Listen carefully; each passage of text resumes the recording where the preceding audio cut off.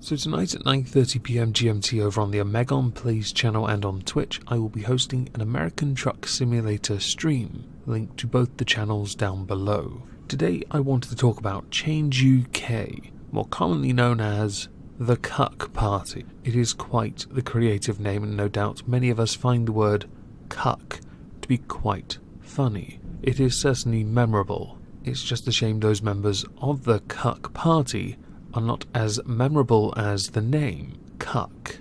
Some brief history would perhaps best furnish you all with the information you need to best understand why they are not as memorable as you would otherwise believe. So the CUK Party is quite new. They are members from the Tory Party and from the Labour Party, people who have felt disenfranchised with the direction their party was taking. With the Tories, it was because of the handling of Brexit, because the country voted leave and those that decided to defect want to remain, or because there are more young people, they should have a say, right?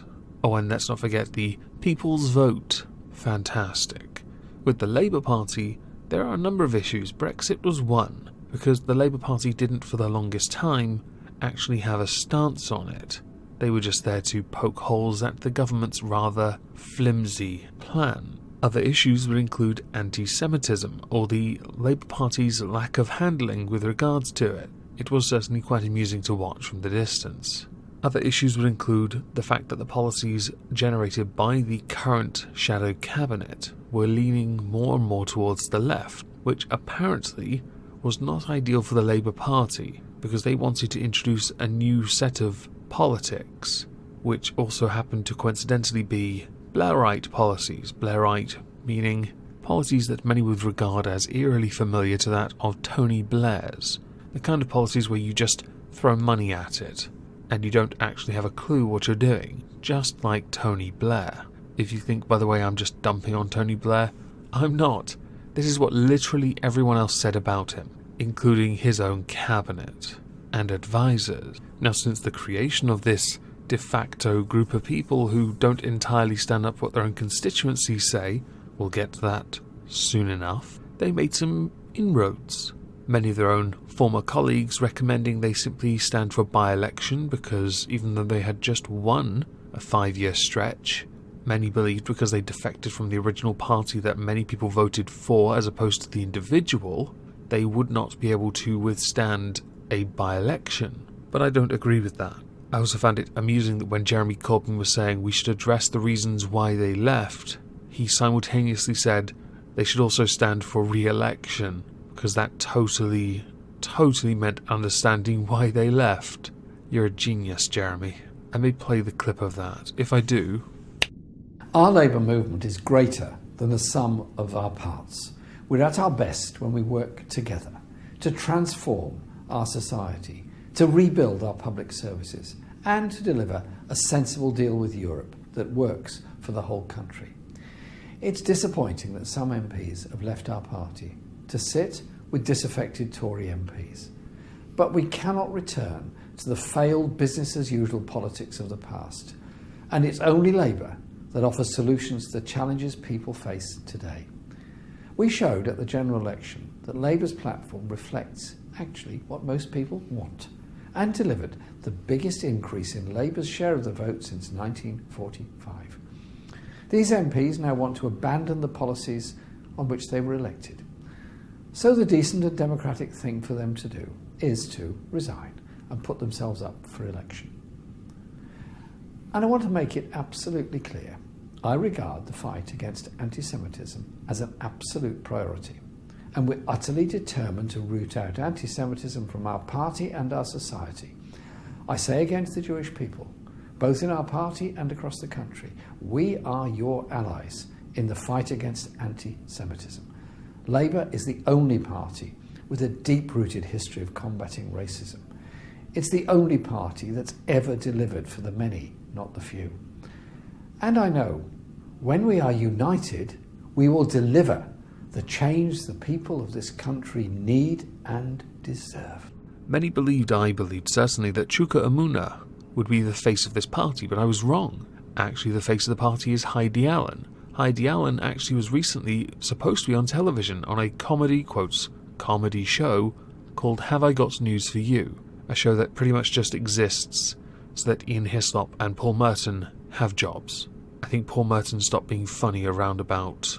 when was he conceived?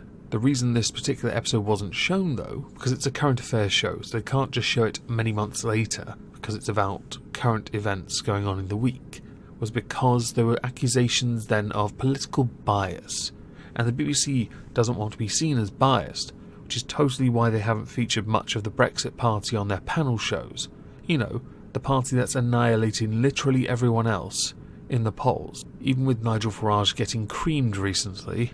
Or is it milkshake? I think creamed sounds more appropriate. His party is absolutely decimating everyone, but he doesn't get any television time, which led to Heidi Allen outright saying, "I'll debate you." I personally would love to see that, but I would like to see Farage debate most MPs, many of whom are afraid to, because he will say what they won't say. Whether he enacts it or not, that's something for debate. I don't actually know what he ever did in European Parliament, because I didn't care about European politics, okay? Until, of course, we decided to vote on whether we should leave or not, and I then decided to invest a considerable amount of time learning about the pros and cons of being in the EU, not about the Parliament, which we have all now learned is a clown house. In fact, I would be more interested if they were all made to look like Pennywise and Doink. Although one could argue after a few drinks Juncker does in fact look like Ronald McDonald. The reason for bringing up Heidi Allen is because she came under fire to an extent.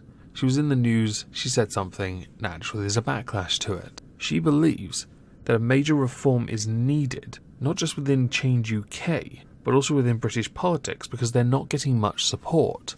The steam is fizzing. A number of the members of that party have majorities of 800 seats. Cough, cough, Anna Soubry, you're fucked at the next general election. Cough, cough. Heidi Allen believes that she will have to seek re-election when the next general election comes about, as part of a, quote, brand new world party. Now, I have messaged her on Twitter, or tweeted at her to ask for clarification on that, whether it meant a new party altogether, a rebranding of the Change UK party, or something else entirely. But at time of recording, unsurprisingly, me being a lowly, superior than her in every conceivable way, oik, have yet to receive any kind of response. Shocker, I know. A number of the accusations that have arisen because of this include people accusing her of trying to jump from a sinking ship, and I'm not sure if that's the case. We don't know when the next general election is. There's no real sense of where this is going, where this party could go. You have a dozen members. It might be possible, depending on how Brexit turns out, that you acquire more. We were led to believe you were going to be the third party in politics to take over from the SNP and the Lib Dems. Naturally, no one's going to trust the Lib Dems ever again after what they did.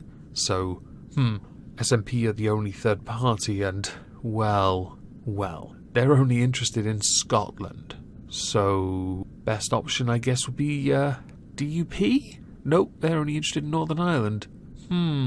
Options are limited, I guess. But understandably, when she said this, when Heidi Allen said this, about a brand new world party, it does appear, from an optics perspective, that she's either distancing herself, the leader of her own party, or she is considering a massive rebrand. I'm sure many people could think of something more globalist to CUK, because Change UK is not very globalist in name, unless the intention is to make change as globalism. Many of us will agree, not entirely bad. There are pros and cons to everything after all. But back to the party's own inability to gain any traction, because I think perhaps we should talk about this. Let's talk about how they voted and their constituencies voted in Brexit, which makes some of their own policies contradictory. Anna Soubry voted to remain, but her constituency voted to leave. The same applies to Angela Smith. Same applies to Gavin Shuker, although I would say Gavin Shuker does at least want to honour that. And it is known that Angela Smith did oppose triggering of Article 50, along with the motion tabled by the Labour Party to set out a timetable for it, because she believed that the timetable was unrealistic for parliamentary scrutiny. Either way, she's screwed at the next general election, really, unless she does something that appeases them, which is going to be hard to do since Change UK want to effectively remain, but be globalist at the same time. Right. The final member who I think we should quickly highlight is Chris Leslie, who actually supports a soft Brexit, in the sense of remaining in the single market and customs union, which will not happen if you want to leave, because by definition, staying in those two things is remain. You don't get to cherry pick what parts you get to have access to without being a member after all. That has been said by Barnier, Tusk and Juncker, along with some of the member states, states, heads. Perhaps after saying all this and noticing that people like Gavin Shuker has already lost a vote of no confidence within his own constituency, perhaps Change UK are absolutely cucked. Just replace the C with an F, I guess, for this. And Heidi Allen is quite right to look for something that could be a new world global brand order, or whatever you want to call it. It'll certainly be funny to see how this continues as time goes by, because Shuker's not the first person to lose a vote of no confidence.